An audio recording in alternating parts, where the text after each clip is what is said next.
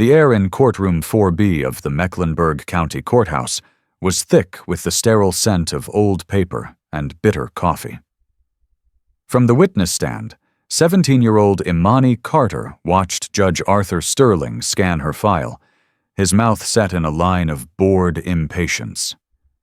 "A protest," he said, the words dripping with disdain. "Disorderly conduct, resisting arrest. The Charlotte-Mecklenburg Police Department doesn't have time for teenage theatrics." He looked not at her, but at her overworked public defender. "Frankly, I don't see what we're doing here. File a motion to dismiss." The gavel felt like a gunshot in the silent room. Not the final cracking report of justice done, but the cold, metallic click of a chamber being emptied. Imani Carter sat perfectly still, her hands resting in her lap, her spine straight. She had practiced this posture for days, coached by her mother, Sarah, on how to appear in court. Look them in the eye. Don't slouch. No braids, wear your hair straight. No anger. Be calm, be respectful, even if they aren't. It was the "even if they aren't" that echoed in her mind now. Judge Arthur Sterling, a man whose photograph she'd seen 100 times in the Charlotte Observer, but never in a family album, peered down from his judicial mountain. His robe was a black chasm, his face a mask of weary authority.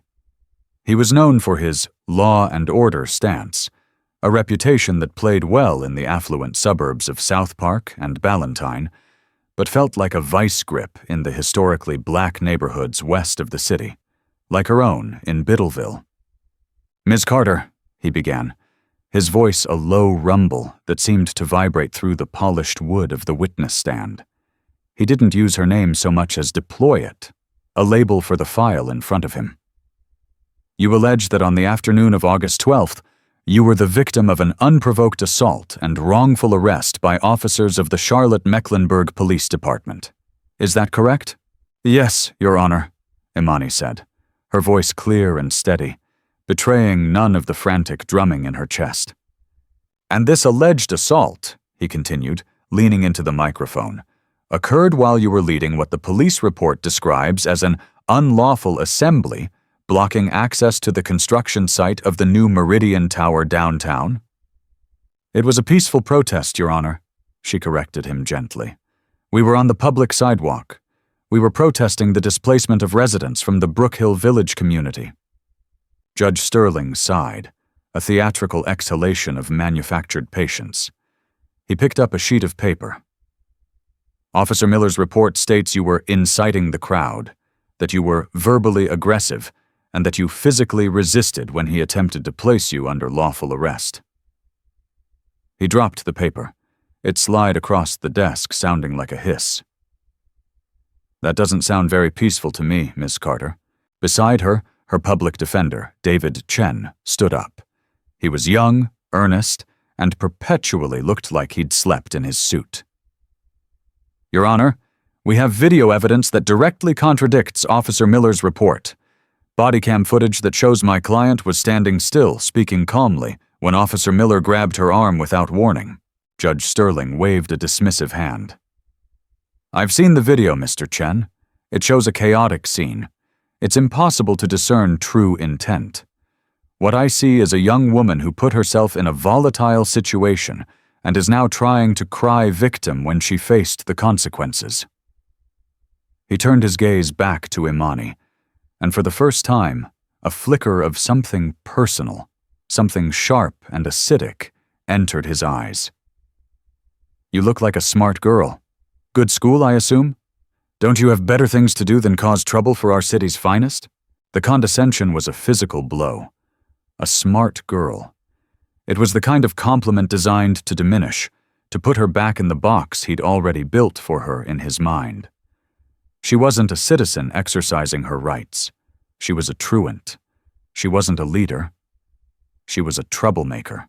"I believe fighting for people to keep their homes is one of the best things I can do, Your Honor," she replied, her voice unwavering. The judge's jaw tightened. He didn't like being challenged, especially not by a teenager, especially not by a black teenager from a part of the city he only ever drove through on his way to somewhere more important. He saw her, Imani knew, but he didn't see her. He saw a type, a statistic, a problem to be managed and dismissed. He leaned back, the leather of his chair groaning in protest. The court has reviewed the preliminary evidence and the police report. I find no credible grounds to proceed with the civil rights complaint against the CMPD. This is a waste of taxpayer money and the court's valuable time. David Chen shot to his feet again. Your Honor, with all due respect, we haven't even presented our eyewitnesses. We have sworn affidavits from 3 other protesters who saw everything. Sit down, Mr. Chen, Sterling commanded, his voice dropping an octave, losing its veneer of civility. I've heard enough. This case is a circus. He looked directly at Imani, his eyes cold and final. Case dismissed. He reached for the gavel. The sound was deafening, not just a piece of wood hitting a block, but the sound of a door slamming shut, a future being altered, a truth being buried. It echoed off the high ceilings, a definitive, crushing finality. For a moment the world seemed to tilt, the weight of the injustice pressing down on Imani's shoulders. He hadn't just dismissed her case. He had dismissed her. And in that echoing silence, as the judge began to gather his papers, a lifetime of questions, of anger, of a name on a birth certificate, coalesced into a single, terrifying, and necessary decision. The name was a ghost in their small Biddleville house. Arthur Sterling. It wasn't spoken, not really. It existed in the blank space on school forms labeled Father's Name, a space her mother, Sarah, always filled with a firm, straight line. It existed in the official, raised seal copy of her birth certificate, tucked away in a lockbox with her Social Security card and savings bonds from a grandmother she'd never met. Imani learned to read by tracing the letters. A-R-T-H-U-R. It was a king's name, a powerful name.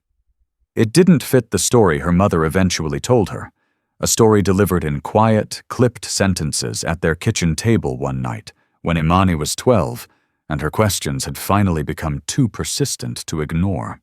It was a story of a brief, intense romance in law school. Her mother, a determined young woman from Gastonia, working 2 jobs to pay for her paralegal degree, and him, a brilliant, ambitious student from an old Charlotte family, already marked for greatness. He was charming, persuasive, and, in the end, calculating. When Sarah told him she was pregnant, the charm vanished. He had a path, he explained, a career to build, a family legacy to uphold. A child with her, he'd said without saying it, was not part of that path. He offered money. He offered a clean break. He offered anything but his name or his presence. Sarah, proud and wounded, took nothing. She moved back home, finished her degree, and became one of the most respected cardiology nurses at Atrium Health. She built a life for them, a fortress of love and fierce independence in their 2-bedroom bungalow just a few blocks from Johnson C. Smith University. Their life was full. It was Sunday mornings at Friendship Missionary Baptist Church, the smell of her mother's sweet potato pie filling the house on holidays, and long evenings spent with Imani's head bent over textbooks while Sarah studied medical journals. Sarah pushed Imani not to be angry, but to be excellent. Excellence, she'd say, her voice firm, is the one thing they can't take from you. They can misjudge you, they can underestimate you, but they can't argue with your results. Imani took that lesson to heart. She was a debate club champion at West Charlotte High, a volunteer at the local legal aid clinic, and had already received a full scholarship offer to UNC Chapel Hill. She didn't just read her history books, she inhaled them, drawing a straight line from the slave codes and Jim Crow to the redlining that had shaped her own neighborhood and the gentrification now trying to erase it. The Meridian Tower protest wasn't teenage theatrics. It was the culmination of months of work. She had watched developers, backed by city council tax breaks, buy up property around the historically black community of Brook Hill Village. They promised revitalization, a word that sounded like progress but tasted like erasure. Imani had spent weeks going door to door with community elders, documenting their stories, their decades-long histories in homes that were now being threatened with demolition to make way for luxury condos and coffee shops. The protest was their last desperate attempt to be heard. It was peaceful, organized. She had secured the proper permits. They chanted, they held signs, they sang freedom songs. They were powerful. And that, she'd realized, was what the police couldn't stomach.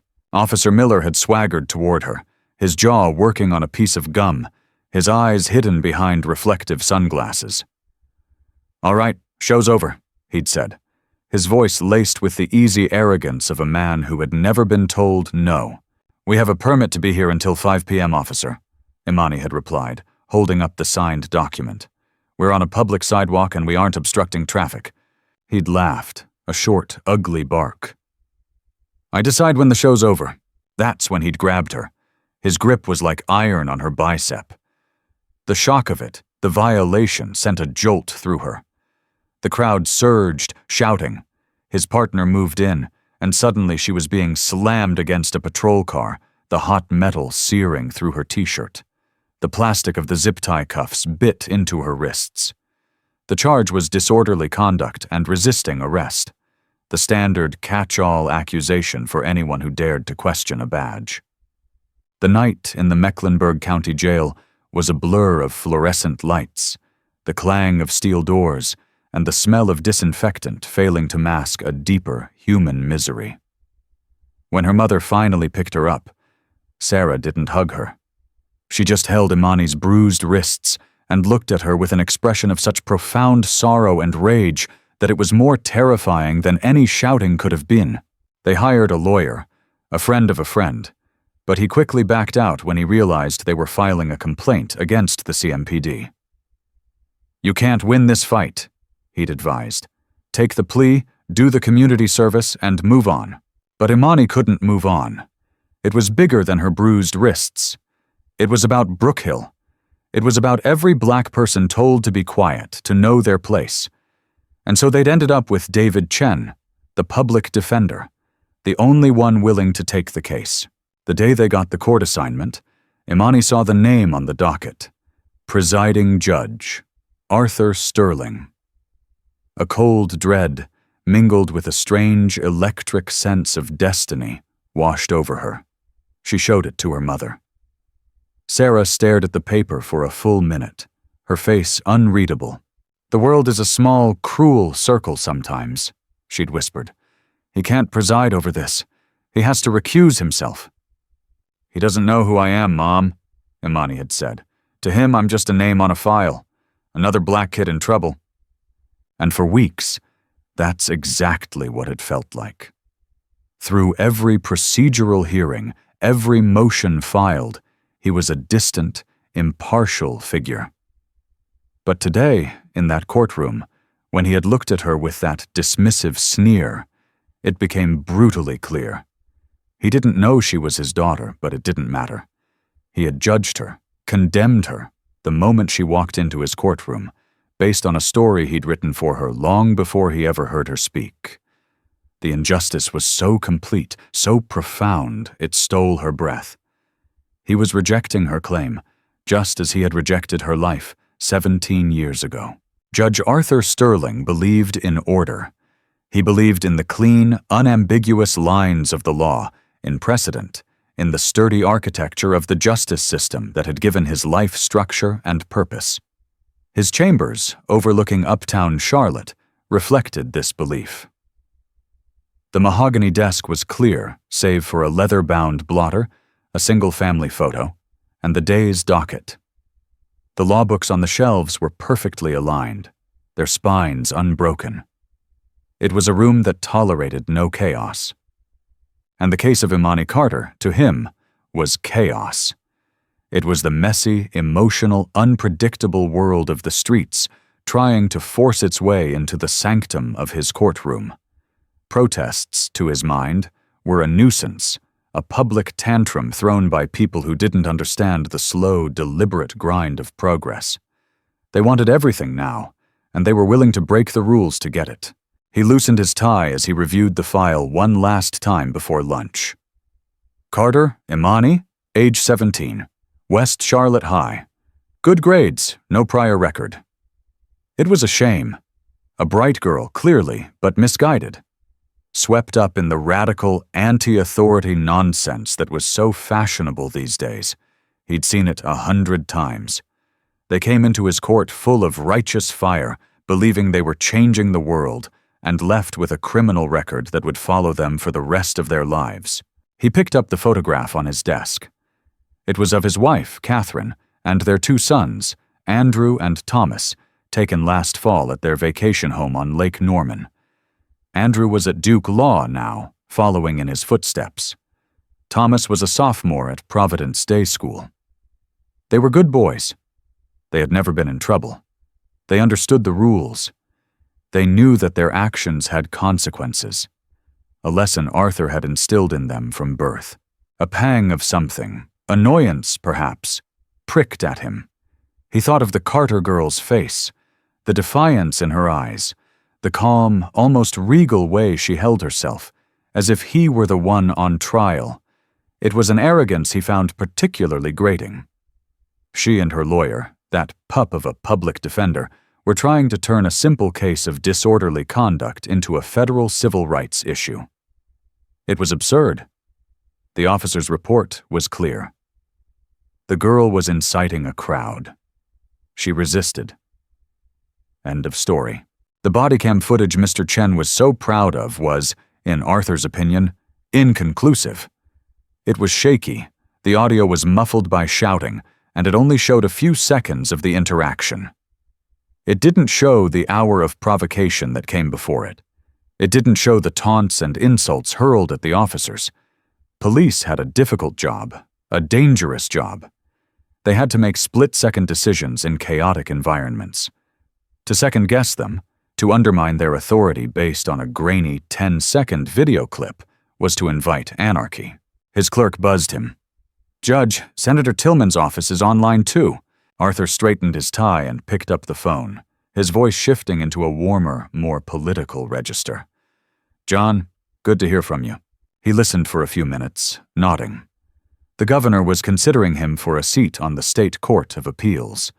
It was the culmination of a lifetime of work, of networking, of carefully building a reputation as a firm, reliable, conservative jurist. He had cultivated the right friends, attended the right fundraisers, and, most importantly, maintained an impeccable public image. There were no skeletons in Arthur Sterling's closet. He had made sure of it. His mind briefly, unbidden, flashed back to law school, to a dimly lit library carol and the scent of jasmine perfume, to a woman named Sarah. She was smart, passionate, with a fire in her that both thrilled and terrified him. It had been a mistake, a youthful indiscretion. When she'd told him she was pregnant, a cold panic had seized him. It was a complication his meticulously planned life could not afford. He had a future. He was going to marry Catherine, whose father was a senior partner at the city's most powerful law firm. He had done the logical, responsible thing. He had offered to provide, financially, from a distance. She had refused. And that, he'd told himself for nearly 2 decades, was the end of it. He had never looked back. He hung up the phone with the senator's aide, a pleased smile on his face. The appeals court was within reach. He just had to keep his docket clean, avoid controversy, and continue to be the man everyone expected him to be. The Imani Carter case was a small, irritating bump on that smooth road. His dismissal had been swift and decisive. He had sent a clear message. Stunts like this would not be tolerated in his courtroom. The law was the law, and the police were its guardians. There was no room for nuance or narrative. There was only order and the chaos that threatened it. He looked at the clock. 1:15 p.m., time to get back to the bench. He stood and straightened his robe, feeling its familiar weight settle on his shoulders. It was more than just cloth. It was a mantle of authority, a shield. When he wore it, he wasn't Arthur Sterling, the man with a past he'd carefully buried. He was Judge Sterling, an instrument of the law, impartial and absolute. He pushed the image of the Carter girl from his mind. She was just another file, another case closed, another piece of chaos neatly put in its place. The afternoon session began with the same stifling formality as the morning. David Chen, however, looked different. The earnest, slightly overwhelmed young lawyer from the morning had been replaced by a man with a grim, focused intensity. The swift, contemptuous dismissal of his case had lit a fire in him. "Your Honor," David said, rising as soon as Judge Sterling was seated, "I would like to make a formal objection to the court's dismissal and petition to reopen the case based on the blatant disregard for due process." Judge Sterling glared down at him. "Mr. Chen, I have already ruled. The case is dismissed. Do you wish to be held in contempt?" "What I wish, Your Honor, is for the court to view the evidence it claims to have already seen," David shot back, his voice rising. He strode to the clerk's desk and picked up a tablet. "This is the body cam footage from Officer Miller's partner, Officer Davis. I'd like to play it for the court, this time with the audio enhanced and the video stabilized." Before Sterling could refuse, David tapped the screen. He had connected it to the courtroom's large monitors. The shaky, chaotic footage from the morning was now clearer, the audio filtered to isolate the voices. The video showed Imani, standing with her hands held loosely at her sides. Her voice was audible now, clear and calm. "We are here exercising our First Amendment rights, officer. We will disperse at the permitted time of 5 p.m. Then," Officer Miller's voice, harsh and aggressive, "I decide when the show's over." The video showed his hand lunge out, grabbing Imani's arm. She flinched in surprise and pain, stumbling forward. She didn't pull away. She didn't fight. She was simply thrown off balance by the force of his assault.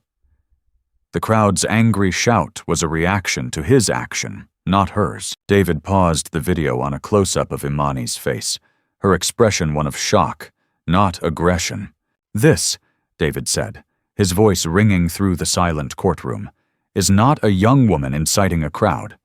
This is a child being assaulted by a man twice her size for daring to quote the Constitution to him.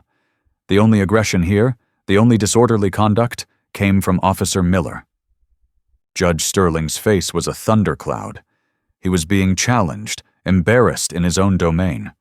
His authority was being questioned, and the smooth path to his appellate court nomination was suddenly looking rocky. "That footage is subjective, Mr. Chen. It can be interpreted in many ways." "Then let's add some context," David pressed, relentless. He pulled out a stack of papers. "These are sworn affidavits. This one is from a Mr. James Peterson, a 72-year-old retired history teacher who was at the protest. He states, and I quote, 'Imani Carter was a model of grace and restraint. The police were the aggressors from the moment they arrived.' This one is from a city council member, Jessica Morales, who was there as an observer. She states, 'I witnessed Officer Miller physically assault a minor without provocation.' He slammed the affidavits down on the prosecutor's table. The prosecutor, a city attorney who had been looking at his phone for most of the proceedings, now looked up with mild alarm. 'Your Honor,' David said, turning his body to face the gallery, where a local news reporter was now scribbling furiously in her notepad. 'This is not a simple case of disorderly conduct. This is a pattern of harassment by the CMPD against citizens who exercise their right to protest. My client was targeted because she was the leader. She was made an example of. And this court, by dismissing this case without even hearing the evidence, is complicit in that harassment.' Judge Sterling's knuckles were white where he gripped his desk. 'You are on a very thin line, Counselor.' He turned his venomous gaze from David to Imani. 'Ms. Carter, this is the company you keep? A radical lawyer who thinks he can make a name for himself by grandstanding and attacking our city's police? This is the path you've chosen?' His voice was dripping with scorn, a fatherly disappointment that was grotesque in its hypocrisy. "You should have taken the plea deal. You could have put this behind you, gone to college, made something of yourself. Instead, you chose this circus." The insult was designed to humiliate her, to make her feel small and foolish. But it had the opposite effect. In his rage, his mask had slipped. He wasn't a judge anymore. He was just a bully, a powerful man furious that his power was being questioned. All the fear that had been churning inside Imani vanished, replaced by a cold, clear certainty. Her mother's words came back to her. "Excellence is the one thing they can't take from you." She would not be diminished. She would not be dismissed. "Not again." The judge raised his gavel, his face flushed with anger. "Mr. Chen, I am finding you in contempt of court, and as for this case, my ruling stands. Dismissed." The gavel came down, a sharp, furious crack. It was a declaration of war, but as the sound faded, another sound took its place. The quiet, determined scraping of a chair as Imani Carter stood up to face him. The courtroom was frozen in the echo of the gavel. The city attorney was already packing his briefcase. The court reporter's hands were poised over her machine, waiting for the next case to be called. But Imani Carter was standing, and the sheer force of her stillness commanded the room. She didn't shout. She didn't weep. She simply stood, her hands clasped behind her back, and looked directly at the judge's dais. Judge Sterling, caught in the act of rising, paused. He glared at her, expecting a final, tearful outburst.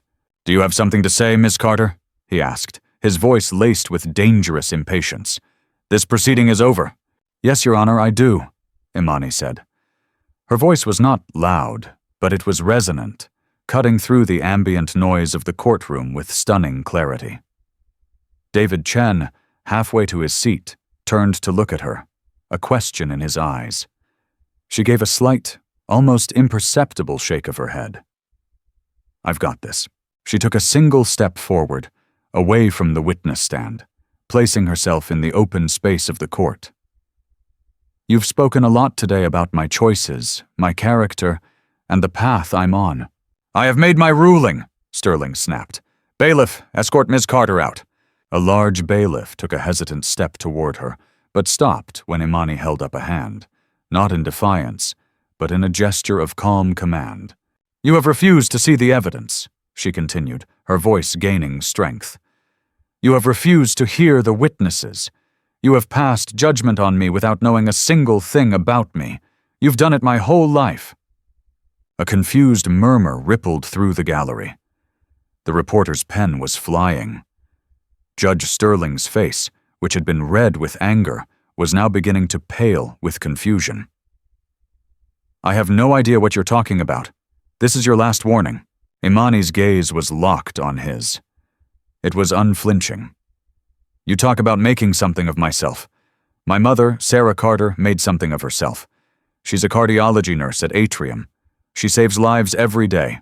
She raised me on her own, put me through school, and taught me to stand up for what is right, no matter how powerful the person telling you to sit down is." At the mention of her mother's name, a flicker of something, recognition, alarm, crossed the judge's face. It was almost imperceptible, a slight widening of the eyes, a subtle tightening of the muscles around his mouth. But Imani saw it.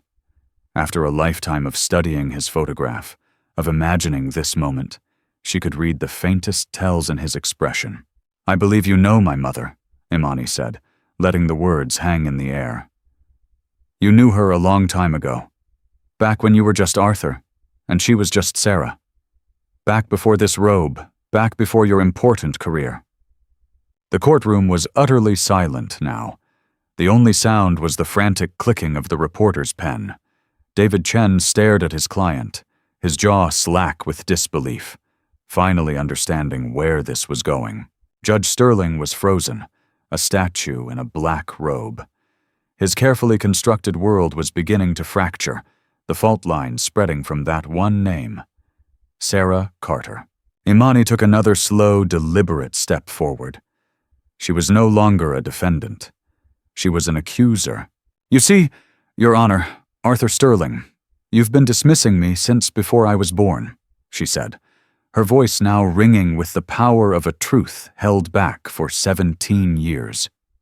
"You advised my mother that I was a complication her life couldn't afford. You offered to pay for me to disappear, but my mother, she made a different choice." She paused, letting the weight of her words settle. She saw the blood drain from his face, saw the sweat bead on his upper lip. She saw the man behind the robe, stripped bare and terrified. "She chose me," Imani said, her voice dropping to an intense, powerful whisper that nonetheless carried to every corner of the room. "And my name is Imani Sarah Carter. You signed my birth certificate." She held his gaze, a daughter finally confronting the father who had spent a lifetime pretending she didn't exist. "You are my father," she declared, "and you just threw out my case." The dam broke. A collective gasp swept through the gallery. The bailiff stood motionless, his hand hovering over his sidearm as if he didn't know who to arrest. The city attorney dropped his briefcase, its contents spilling across the floor.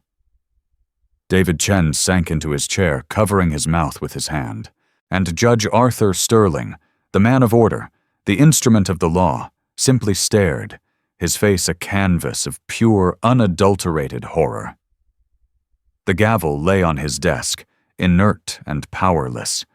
The weight of his robe had suddenly become unbearable, a shroud of hypocrisy and lies.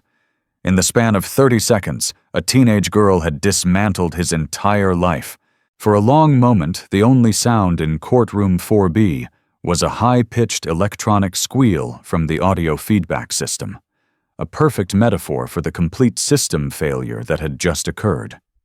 Judge Arthur Sterling opened his mouth, but no sound came out. The mask of judicial impartiality had not just slipped, it had been shattered. And the man underneath was exposed, blinking in the sudden, harsh light of truth. Then the chaos he so despised erupted.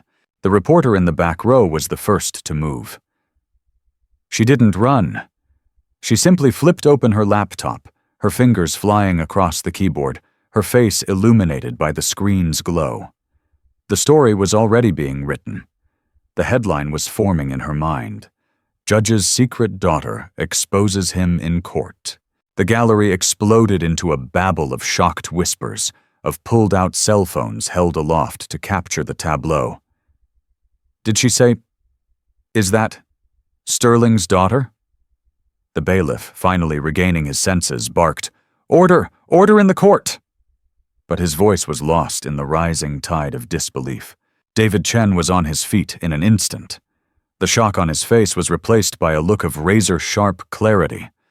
This was no longer just a civil rights case. It was a bombshell that would shake the entire judicial system of North Carolina. "Your Honor!" David's voice cut through the noise, sharp and precise. "Your Honor, I move for an immediate mistrial on the grounds of extreme judicial misconduct and conflict of interest. I demand the judge recuse himself, and I am filing a formal complaint with the North Carolina Judicial Standards Commission." The legal terms, the formal procedure, seemed to jolt Sterling out of his stupor. He fumbled for his gavel, his hand shaking so violently he could barely grasp it. This is an outrage," he stammered, his voice a hoarse croak. "This is a lie, a desperate, manipulative—" He couldn't finish the sentence, because he looked at Imani, truly looked at her for the first time, and he saw it. He saw the shape of her eyes, the same as his own mother's. He saw the stubborn set of her jaw, a mirror of the one he saw in the shaving mirror every morning. He saw Sarah in her, yes, but he also saw himself. The truth was standing 10 feet in front of him, and it was irrefutable.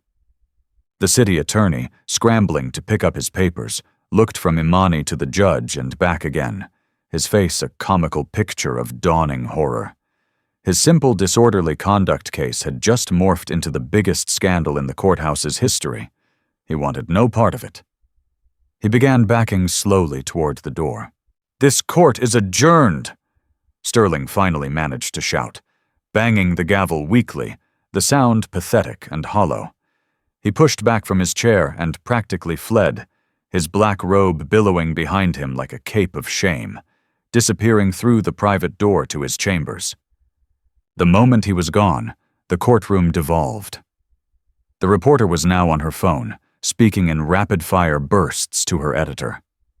"You are not going to believe this. Get a camera crew down here now. No, I'm serious. Judge Sterling, a daughter, in his own courtroom." Imani remained standing in the center of the room, an island of calm in the hurricane she had unleashed. She felt strangely serene, her body humming with adrenaline, but her mind sharp and clear. She had spoken her truth. The consequences were no longer hers to control. David rushed to her side, his eyes wide with a mixture of awe and terror.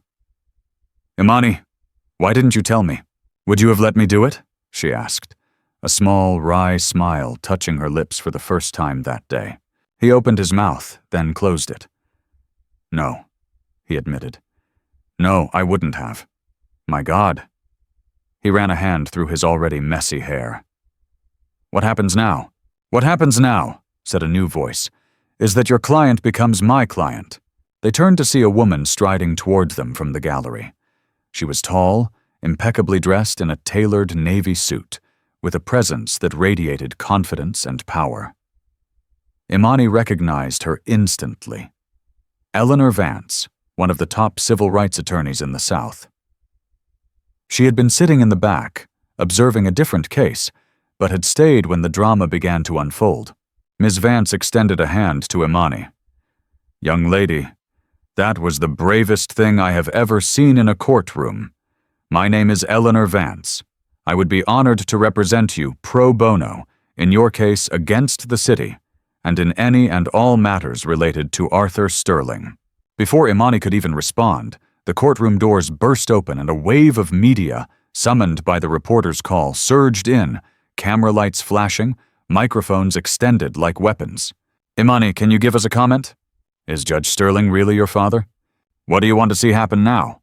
David and Ms. Vance instinctively formed a protective circle around Imani. "No comment at this time," Ms. Vance said, her voice easily overriding the clamor. "We will be holding a press conference later today. For now, please respect this young woman's privacy." They began to guide Imani through the throng, a slow, difficult passage through a sea of flashing lights and shouted questions.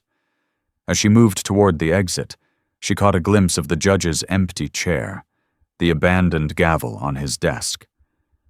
The symbol of his power now looked like nothing more than a child's toy, discarded and meaningless. The unraveling had just begun. By the time Imani and her new legal team reached the courthouse steps, the story was already a supernova. The reporter's live tweets had gone viral. Tour Sterling scandal and Imani Carter were trending nationally. Every local news van in Charlotte was now parked haphazardly on East 4th Street, their satellite dishes pointed at the sky. The press conference, held an hour later on the steps of Eleanor Vance's pristine uptown law office, was a spectacle. Standing between her mother and Ms. Vance, Imani faced the barrage of cameras not as a teenage defendant, but as the woman of the hour. She didn't speak of anger or betrayal. She spoke of justice. "This was never about my personal relationship with Judge Sterling," she said, her voice steady and amplified by a dozen microphones. "This is about a system that allows a man like him to sit in judgment of a community he does not know, to dismiss the rights of people he does not see. My case is not unique. The injustice I faced is the same injustice countless people, especially people of color, face in this courthouse every single day. The only difference is that I had a secret, and I used it. The question you should be asking is, how many other people without a secret have had their lives ruined by a justice system that is neither just nor blind?" Her words were a masterstroke. She had reframed the narrative. This wasn't just a juicy family drama, it was a damning indictment of the entire system. The ripple effect was immediate and seismic. The North Carolina Judicial Standards Commission announced a full investigation into Judge Arthur Sterling that same afternoon. He was suspended from the bench, pending the outcome. The Chief District Judge issued a public statement expressing his deep concern and promising a thorough review of Sterling's past cases for evidence of bias. The Charlotte-Mecklenburg Police Department, suddenly under a national microscope, backpedaled furiously. The police chief announced that Officer Miller had been placed on administrative leave. He assured the public that the department was fully cooperating with a new, independent investigation into Imani's wrongful arrest. The story dominated the news cycle for days. National outlets picked it up. Imani's face was on CNN, her story debated on talk shows. The protest over the Meridian Tower, once a small local issue, was now national news, and the developers and their city council allies were facing a torrent of negative press. They announced they were pausing the project to re-engage with the community. The residents of Brook Hill Village, once voiceless, now had a platform. For Arthur Sterling, the unraveling was personal and complete.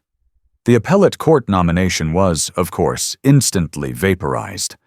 The senator who had been courting him now claimed he barely knew the man. His wife, Catherine, a woman whose entire life was built on the foundation of social standing and reputation, was humiliated. The story of her husband's secret love child was a scandal she could not endure. She and their 2 sons left the family's sprawling Myers Park home within a week. He was a pariah. Colleagues from the courthouse crossed the street to avoid him. The country club where he played golf every Saturday quietly suspended his membership. He was trapped in his large, empty house, the silence broken only by the ringing of a phone he no longer answered. He was a man who had built his life on the idea of order, and now his life was nothing but chaos. The lie he had told himself for 17 years, that Sarah and her child were a closed chapter, a problem solved, had returned and consumed him whole. For Imani, life was transformed. She was no longer just a high school student. She was a symbol. Letters and emails poured in from all over the country. People shared their own stories of injustice, of being dismissed and ignored by the system. She was invited to speak at rallies, at universities, at community meetings. But at home, in the quiet of their bungalow, things were more complicated. Her mother, Sarah, watched the news with a mixture of pride and deep, lingering pain. One evening, as they sat at the kitchen table, Sarah reached across and took Imani's hand. "I'm so proud of you," she whispered, her eyes glistening. "But I'm so sorry. I'm sorry I never forced him to be a part of your life. I thought I was protecting you from his rejection, but all I did was leave you alone with it." "You didn't leave me alone, Mom," Imani said, squeezing her hand. "I had you. That was enough." It was the truth. In the end, her strength hadn't come from the name on her birth certificate. It had come from the woman who had signed it beside him, the woman who had taught her that her voice mattered, even if the whole world was telling her to be silent. The ripple effect had started not in that courtroom, but right here, at this small kitchen table, years ago. 3 months later, the autumn chill had settled over Charlotte. The leaves on the old oak trees in Biddleville had turned to rust and gold. The Arthur Sterling scandal was no longer a trending topic, but the changes it had sparked were taking root. Arthur Sterling was officially disbarred and removed from the bench by the Judicial Standards Commission. His ruin was absolute. The last Imani heard, he had sold his house and moved somewhere out of state, a man erased by the truth he had tried to outrun. Imani's wrongful arrest case was reopened, presided over by a new judge, a black woman with a reputation for fairness and a deep understanding of the community. With Eleanor Vance at her side, the city, eager to avoid a protracted and embarrassing trial, settled quickly. The settlement was substantial, but Imani insisted on non-monetary terms as well: mandatory, community-led de-escalation, and implicit bias training for the entire Charlotte-Mecklenburg Police Department. Officer Miller was fired. The Meridian Tower project was officially canceled. In its place, the city, under immense public pressure, partnered with a non-profit to create a community land trust, ensuring the residents of Brook Hill Village could remain in their homes permanently. It wasn't a total victory, but it was a start. It was proof that one voice, speaking at the right moment, could divert the course of a river. Imani, for her part, tried to find her way back to a life that felt normal. She was still a 17-year-old girl who had to study for her calculus final and decide what to wear to the prom. But she was also different. She had walked through a fire and had not been consumed. Her acceptance to UNC Chapel Hill now felt less like a personal achievement and more like a staging ground for the work she knew she was meant to do. She declared her major before she even set foot on campus: public policy and law. The final scene of her old life played out not in a courtroom, but in the auditorium of West Charlotte High School. She had been asked to speak at a citywide town hall on police reform. The room was packed. In the front row sat her mother, her face glowing with pride. David Chen was there too, looking less tired and more hopeful than she'd ever seen him. The residents of Brook Hill Village were there, a silent, powerful testament to the fight they had won together. When Imani stepped up to the podium, a hush fell over the crowd. She looked out at the faces: black, white, Latino, young, old, a mosaic of the city she called home. "They tell you to be quiet," she began, her voice calm and clear, echoing through the auditorium. "They tell you to wait your turn. They tell you the system works. You just have to be patient. But what I learned this year is that justice is not something that is given. It is something you must demand. It is not a quiet, orderly process. It is loud, it is messy, and it is born in the moments when you refuse to be dismissed." She no longer felt the weight of being Arthur Sterling's daughter. That name held no power over her. She was Sarah Carter's daughter. She was a daughter of Biddleville. She was a citizen who had found her voice. "The work isn't over," she concluded, her eyes scanning the crowd, meeting the gazes of hundreds of people who now looked to her not as a victim, but as a leader. "In fact, it's just beginning. But tonight, in this room, I see the truth. We are the ones we've been waiting for." The applause started as a ripple and grew into a wave, a thunderous standing ovation. It was the sound of a new kind of justice, a new kind of order. Not the sterile top-down order of a judge's gavel, but the vibrant, powerful, and chaotic order of a community rising together. The case of Imani Carter became a catalyst for real, tangible change in Charlotte. Arthur Sterling's downfall exposed deep-seated biases within the judicial system, leading to a citizen-led oversight committee for the courts. The mandatory police reforms Imani demanded became a model for other cities in the state. She went on to become a fierce advocate for housing rights and criminal justice reform. A powerful new voice in a generation determined to reshape the world.